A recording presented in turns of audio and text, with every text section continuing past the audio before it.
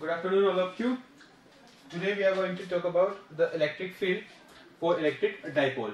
कि अगर हमारा एक इलेक्ट्रिक डाइपोल है जो कि प्लेस्ड है किसी सिस्टम किसी मीडियम में, what is the definition of electric dipole? बताइए, इलेक्ट्रिक डाइपोल की क्या डेफिनेशन होती है? Come on, what is electric dipole?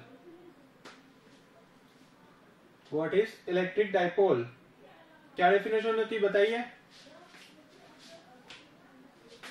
Charge into distance. Charge into distance, that is electric dipole moment यार। इलेक्ट्रिक डाइपोल क्या होता है?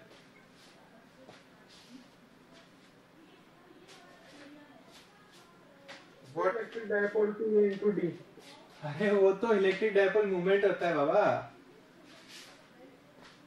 Two opposite charges placed at some final distance. Very good. But एक और चीज होती है उनमें, same magnitude. Same magnitude. Two charges having same magnitude but opposite polarity are separated by a very small distance, that is called as a electric dipole. Two charges having same magnitude, opposite polarity, separated by a small distance, that configuration is called as electric dipole. तो आज हम क्या करने वाले हैं? आज हम निकालने वाले हैं electric field due to electric dipole. So today we are going to find out the electric field due to this electric dipole at the point P, which is placed r distance from the center of the electric dipole. What it means? It means we have to find out the electric field at this point due to this electric dipole, and the point P is placed r distance from the center of the electric dipole. Is it clear to everyone?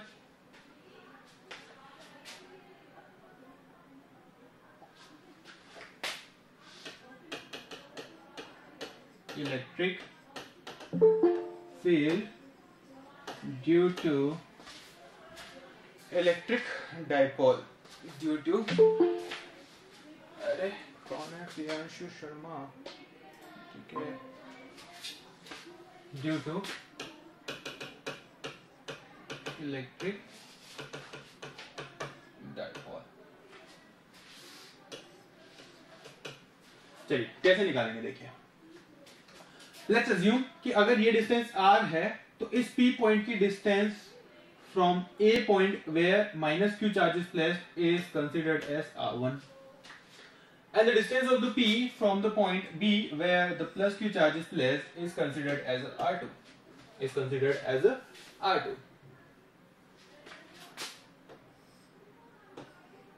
R2. And we have to find out overall electric field, or we can say यहाँ पे electric field हम और निकाल चुके हैं, अब निकाल लेते हैं electric potential, है ना? फर्स्ट चैप्टर में हमने क्या निकाली थी? इलेक्ट्रिक फील्ड निकाली थी। तो अब हम क्या निकालना चाह रहे हैं? Electric potential. Both are relatable, तो आप या तो इलेक्ट्रिक फील्ड निकाल करके इलेक्ट्रिक पोटेंशियल के बीच में जो रिलेशन है उससे रख करके और इलेक्ट्रिक पोटेंशियल निकाल सकते हैं, या फिर आप चाहे तो डायरेक्ट इलेक्ट्रिक पोटेंशियल भी निकाल सकते हैं, है ना? देखते कैसे। तो माना कि P पॉइंट पे टोटल इलेक्ट्रिक पोटेंशियल V है, तो यहां पे जो टोटल पोटेंशियल होगा V, वो किस किस के सम के इक्वल होगा? Due to this charge and due to this charge. माना कि माइनस Q चार्ज के कारण यहाँ पे इलेक्ट्रिक पोटेंशियल कितना होगा? V1, और प्लस Q चार्ज के कारण इलेक्ट्रिक पोटेंशियल कितना होगा? V2। तो यहाँ पे ओवरऑल इलेक्ट्रिक पोटेंशियल कितना होगा? V1 प्लस V2 के इक्वल होगा। Equation number 1। सेम जैसा कि हमने पहले किया था, टोटल इलेक्ट्रिक फील्ड E किसके इक्वल होगी? हमारी E1 प्लस E2 के इक्वल होगी। E1 क्या है हमारी? माइनस Q चार्ज के कारण इलेक्ट्रिक फील्ड। E2 क्या है हमारी? प्लस Q चार्ज के कारण इलेक्ट्रिक फील्ड। तो चाहे तो आप E की फॉर्म में निकाल लीजिए और बाद में E और B के बीच में जो रिलेशन है उस रिलेशन से इंप्लीमेंट कर लीजिए, या फिर हम चाहे तो डायरेक्ट भी निकाल सकते हैं, या फिर हम चाहे तो डायरेक्ट इलेक्ट्रिक पोटेंशियल भी निकाल सकते हैं। देखते कैसे। अब मुझे बताइए यहाँ पे इलेक्ट्रिक पोटेंशियल V1 की वैल्यू कितनी होगी? इलेक्ट्रिक पोटेंशियल V1 की वैल्यू कितनी होगी बताइए। इस माइनस Q चार्ज के कारण R1 डिस्टेंस पे P पॉइंट पे इलेक्ट्रिक पोटेंशियल कितना होगा? इससे प्रीवियस लेक्चर में हमने निकाला था electric potential due two point charge at a point P which is placed r distance, किया था सॉल्व। बताइए क्या फॉर्मूला आया था हमारे पास finally?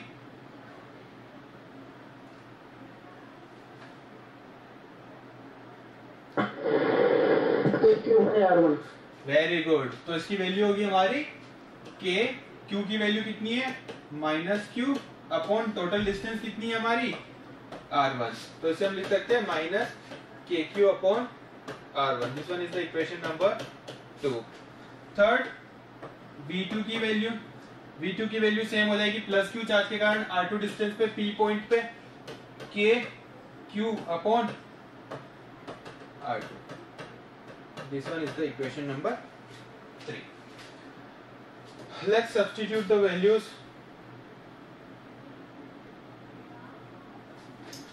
V is equal to -kq upon r1 plus kq upon r2। और इसे सिंप्लीफाई कर लेते हैं, माइनस वाले को पीछे ले लेते हैं, तो ये हो जाएगा हमारा kq upon r2 minus kq upon r1। LCM ले लेते हैं, r1 r2 का एलसीएम आ गया, r2 से r2 गया तो क्या बचेगा हमारा r1 माइनस r1 से r1 गया तो क्या बचेगा r2, और kq जो है वो आ जाएगा हमारा कॉमन। यहां तक किसी को कोई दिक्कत समझ में आ रहा है? क्या किया हमने क्या किया, हमें टोटल इलेक्ट्रिक पोटेंशियल निकालना है। तो यहाँ पे दो चार्जेस है, टू चार्जेस सिस्टम है, Q और -Q। तो यहाँ पे हमने क्या किया, -Q के कारण कितना पोटेंशियल होगा वो निकाल लिया, +Q के कारण कितना पोटेंशियल होगा वो निकाल लिया। दोनों को हमने क्या कर दिया, एल्जेब्रिक सम कर दिया। हमने पढ़ा था ना मल्टीपल चार्ज सिस्टम के अंदर का हमें टोटल पोटेंशियल निकालना हो तो kq और जो भी चार्जेस है उसकी वैल्यू रख देते थे और नीचे डिस्टेंस रख देते थे, है ना। तो यहाँ पे भी हमने वही किया। तो हमारे पास वैल्यू आई है kq r1 minus r2 upon r1 r2। अब देखिए वैसे तो ये फॉर्मूला भी हमारा बिल्कुल सही है, कोई दिक्कत है ही नहीं, क्योंकि यहाँ पे हमारा k आ रहा है डाइलेक्ट्रिक कांस्टेंट, q आ रहा है magnitude of either charge, r1 आ रहा है हमारा distance of the charge -q from the p point, r2 आ रहा है हमारा distance of the charge +q from the p point. तो ये भी हमारा बिल्कुल सही फॉर्मूला है। लेकिन प्रॉब्लम क्या है, प्रॉब्लम ये है कि क्वेश्चन में जो है वो हमें r और a की वैल्यू गिवन होगी। क्वेश्चन में क्या होगा, हमें क्वेश्चन में गिवन होगा कि भाई इस इलेक्ट्रिक डाइपोल का दोनों चार्जेस के बीच में डिस्टेंस कितना है, या तो वो दे रखा होगा और साथ ही साथ हमें दे रखा होगा distance of the point P from the centre of the dipole. मतलब हमें R की वैल्यू गिवन होगी और दोनों डाइपोल के जो चार्जेस है उन दोनों के बीच की डिस्टेंस गिवन होगी। तो अल्टीमेटली जो हमारा फॉर्मूला है वो फॉर्मूला भी किसकी फॉर्म में आना चाहिए, A और R की टर्म में आना चाहिए। Can you feel it? समझ रहे हैं आप? अगर हमें P पॉइंट की -q और +q चार्ज के कारण डिस्टेंस दे रखी है तो ये वाला फॉर्मूला लगा करके हम सोल्व कर सकते हैं। लेकिन मान लो एग्जाम में दे रखा है हमें कि distance between both the charge is 2a that is equal to 10 centimetre and the point P is 15 centimetre away from the centre of the electric dipole. तो हमें वैल्यू किसकी दे रखी है, R की और A की वैल्यू दे रखी है। और हम जो लर्न करा फॉर्मूला वो कौन सा फॉर्मूला हमारा, R1 और R2 की टर्म्स में। अब भाई R1 और R2 की तो वैल्यू ही गिवन नहीं, अब क्या करें। तो मतलब क्या है, हमें इसे मॉडिफाई करना पड़ेगा, हमें इसे फॉर्मूले को डिराइव करना पड़ेगा इन the terms of A and R। हमें कुछ ऐसी अकड़म तिकड़म लगानी पड़ेगी, कुछ ऐसी मैथमेटिकल इक्वेशंस को फॉलो करना पड़ेगा, कुछ ऐसी ट्रिक्स लगानी पड़ेगी जिससे कि हम R1 और R2 को रिप्लेस कर सके इन the terms of A and R। Can you feel it? समझ पा रहे हैं क्या करना चाह रहे हैं? Yes sir. चलिए तो देखते हैं हम किस तरह से R1 और R2 को रिप्लेस कर सकते हैं इन the terms of A and the R। Let's see.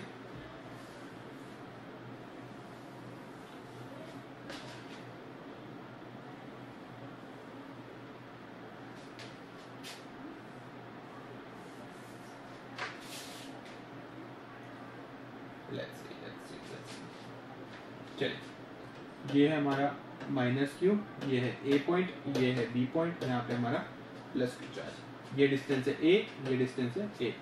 अब देखिएगा, ध्यान से देखिएगा, अगर मैं इस लाइन को आगे बढ़ाऊं और यहां से एक परपेंडिकुलर लाइन ड्रॉ करूं, ठीक है। और सेम चीज यहां से भी मैं एक परपेंडिकुलर लाइन ड्रॉ करूं। इन लाइंस को मैं नेम दे दूं as a C and D. इन पॉइंट्स को जहां पे पॉइंट ऑफ इंटरसेक्शन है वहां पे अगर मैं नाम दे दूं सी और डी, तो यहाँ पे मेरे दो राइट एंगल क्रिएट होते हैं, दो राइट एंगल क्रिएट होते हैं। As we have put the perpendicular line, so it means there will be angle O CA will be equal to 90 as well as ODB will be also equal to 90 degree. So we have two right angle triangles. So what we have? We have two right angle triangles. So now what we can do, we can use the length of R1 in the terms of R and the small part of the length. कैसे? देखिए समझिएगा। क्या हम R1 को, समझना, ध्यान से देखना, बी फोकस, क्या हम R1 को OC प्लस OP लिख सकते हैं? एग्री कर पा रहे हैं आप? देखो ये जो एंगल थीटा है ये बहुत ज्यादा मिनिमम है, बहुत छोटा एंगल है। अब अगर ये एंगल छोटा होगा तो ये वाला एंगल भी छोटा होगा, अगर ये एंगल छोटा होगा तो ये वाला एंगल और ज्यादा छोटा होगा, और जब ये एंगल बहुत ज्यादा छोटा होगा तो क्या मेरी CP AP के इक्वल होगी? Length of the CP will be equal to length of the AP। देखो ये वाली डिस्टेंस और ये वाली डिस्टेंस ऑलमोस्ट सेम है, एग्री कर पा रहे हो? और ये वाली लेंथ किसके इक्वल है? मेरी R1 के इक्वल है। तो क्या R1 को हम OC प्लस OP के इक्वल लिख सकते हैं? एग्री कर पा रहे हो? Yes sir.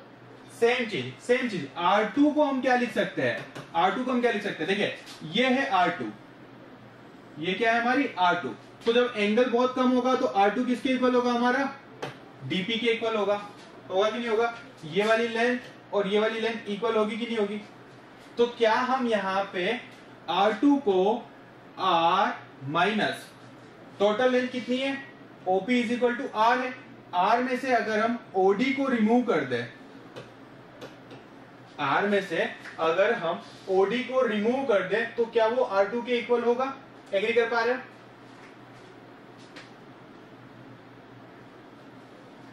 Yes sir. Same चीज यहाँ पे OP, देखिए OP किसे रिप्रेजेंट कर रहा है? R को रिप्रेजेंट कर रहा है। तो क्या यहाँ पे भी हम OP की जगह R लिख सकते हैं? लिख सकते हैं क्या? तो देखिए R1 की वैल्यू आई है हमारी R प्लस OC और R2 की वैल्यू आई है हमारी R माइनस OD। अब बताओ एग्री कर पा रहे हो कि नहीं? कोई दिक्कत?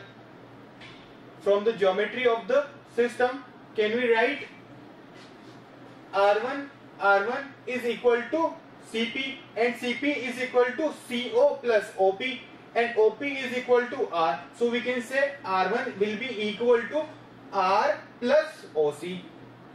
R plus OC.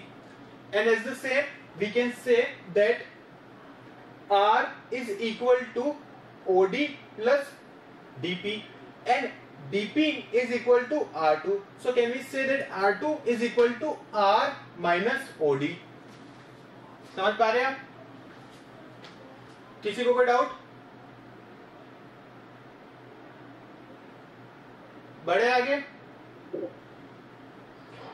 चलिए तो देखिए यहाँ पे हमने क्या चीज करी है, हमने एक बहुत अच्छी चीज निकाली है कि हमने R1 को R की टर्म्स में फाइंड आउट कर लिया है और R2 को भी R की टर्म्स में फाइंड आउट कर लिया है।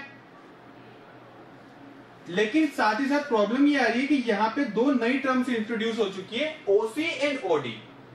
तो क्या हम इन OC और OD को एक ही टर्म्स में लिख सकते हैं? बताइए, क्या हम OC और OD को एक ही टर्म्स में लिख सकते हैं? सोचो, from the geometry can we write OC and OD in the terms of A?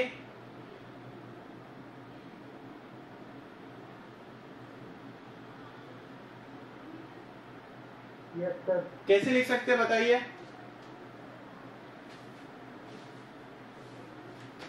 सोचो।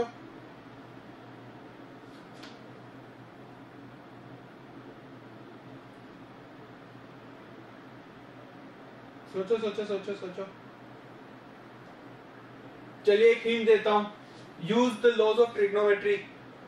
ट्रिग्नोमेट्री की हेल्प लीजिए इन दो ट्राइंगल्स के अंदर, OCA एंड ODB दोनों ट्राइंगल्स के अंदर ट्रिग्नोमेट्रिक रेशियोज की हेल्प लीजिए और फाइंड आउट करके बताइए OC और OD की वैल्यू, कि OC को क्या लिख सकते हैं और OD को क्या लिख सकते हैं इन the terms of A, in the terms of A।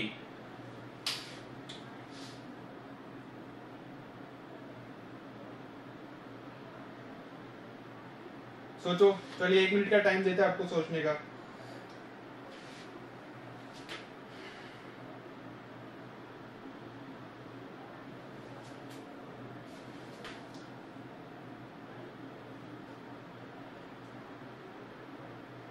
नहीं आ पा रहा है,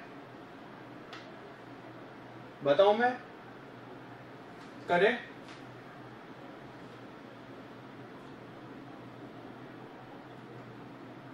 देखिए, क्या हम cos theta is equal to OC upon A and same cos theta is equal to OD upon A लिख सकते हैं? बताइए। From the triangle, this one is the right angle, this one is the minimum angle, angle theta. So can we write cos theta is equal to OC upon A, OC upon A। cos का formula क्या होता है? Base upon hypotenuse. Base upon hypotenuse होता है, base upon hypotenuse. तो क्या OC हमारा base हो गया? क्या OC हमारा, ये राइट एंगल है, ये हमारा OC बेस हो गया, बेस की जगह OC लिख दिया। क्या हमारा OA हाइपोटेन्यूस है, जिसकी वैल्यू किसके इक्वल है? A के इक्वल है। तो क्या बेस की जगह OC और हाइपोटेन्यूस की जगह A लिख सकते हैं? Yes sir.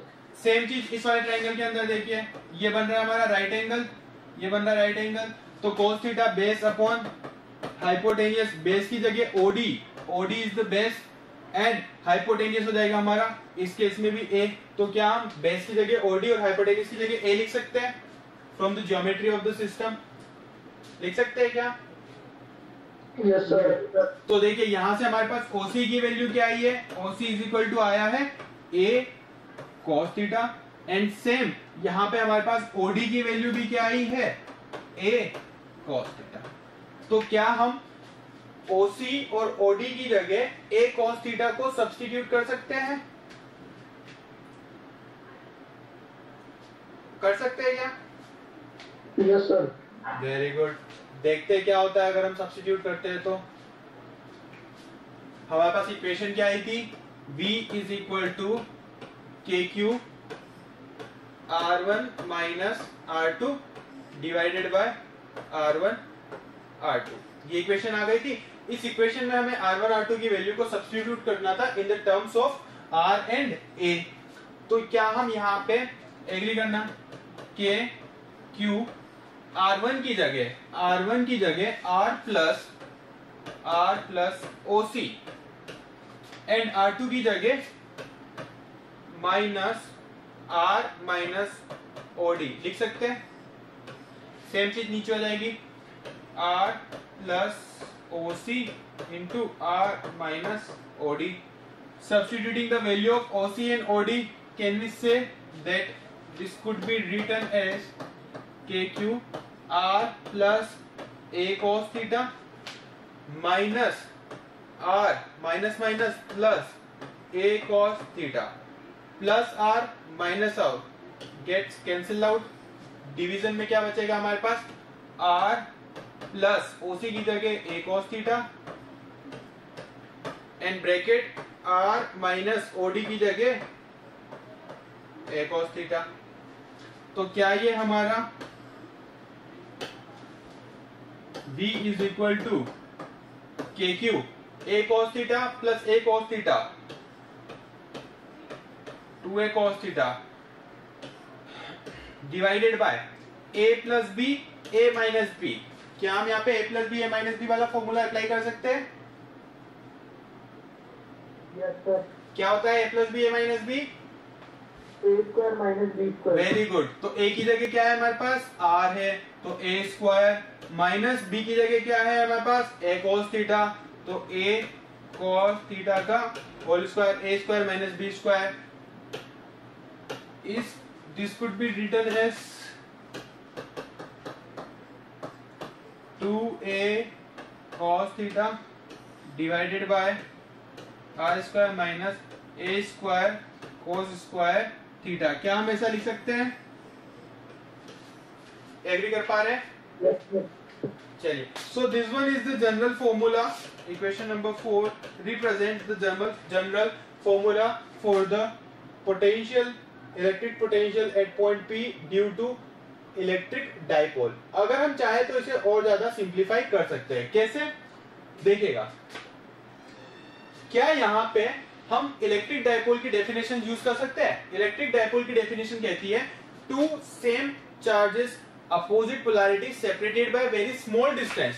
तो क्या यहाँ पे 2a जो है वो बहुत छोटी क्वांटिटी है? अगर 2a बहुत छोटी क्वांटिटी है तो a और ज्यादा छोटी क्वांटिटी होगी, होगी कि नहीं होगी? Length of the edge is very very small.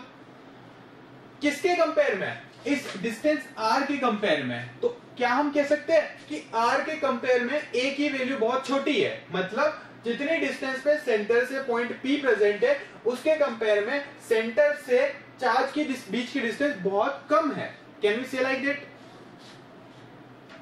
Agree कर पा रहे हैं? Yes, sir. That r is very very greater than a। तो अगर a की वैल्यू छोटी है तो a स्क्वायर क्या हो जाएगा? और ज्यादा छोटा हो जाएगा। अगर a स्क्वायर बहुत ज्यादा छोटा हो जाएगा और r स्क्वायर बड़ा है तो बड़ी की स्क्वायर करेंगे तो और बढ़ेगा और छोटे का स्क्वायर करेंगे तो और छोटा होगा। तो can we say that v kq 2a cos theta divided by r square minus a square cos square theta could be written as r square। Can we neglect the a square cos square theta? कर सकते हैं neglect? Yes, sir. अब देखिए यहाँ पे एक और quantity बन रही है। ये तो हो गया हमारा और ज्यादा सिंपल फॉर्मूला। इसे और ज्यादा सिंप्लीफाई करते हैं। देखिएगा, कुछ दिख रहा हो तो बताना। 2a इंटू क्यू, क्या कुछ नजर आया? Yes, sir. क्या होता है? Very good, electric dipole movement. तो v is equal to k p cos theta divided by r square। This one is the more significant formula for the electric potential at point P, which is r distance from the center of the electric dipole। Here k क्या है हमारा? k क्या represent कर रहा है? k क्या represent कर रहा है बताओ? Constant. Dielectric constant. p क्या रिप्रेजेंट कर रहा है? Dipole moment. Electric dipole moment. cos theta trigonometric ratio. r square क्या रिप्रेजेंट कर रहा है हमारा? Distance. Distance of point P from the center of the electric dipole। So this one is the general formula for the electric potential at point P, which is r distance from the center of the electric dipole। Is it clear to everyone? आया समझ में? अच्छा derivation था। Yes, sir. चलिए, Sir, हाँ बोलिए। sir, ये तो इक्वेटोरियल पे था ना? नहीं, इक्वेटोरियल पे नहीं है। ना तो ये इक्वेटोरियल पे, ना ये एक्सियल पे है। ना तो ये इक्वेटोरियल पे है, ना तो हमने इसे इक्वेटोरियल पे लिया है, ना ही एक्सियल पे लिया है। क्यों नहीं लिया है? चलिए इसे भी क्लियर करते हैं। अगर इसे हम इक्वेटोरियल लाइन पे लेते हैं तो क्या होता? बताइए, सोचिए कि अगर पॉइंट P हमारा इक्वेटोरियल लाइन पे आ जाए तो क्या होगा? सर, इक्वेटोरियल की इक्वेशन लग जाएगी। और इक्वेटोरियल की इक्वेशन क्या कहती है?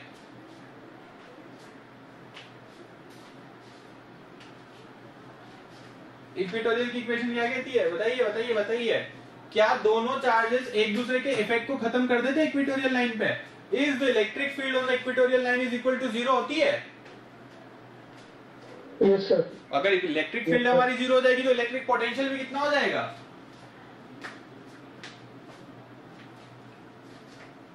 0।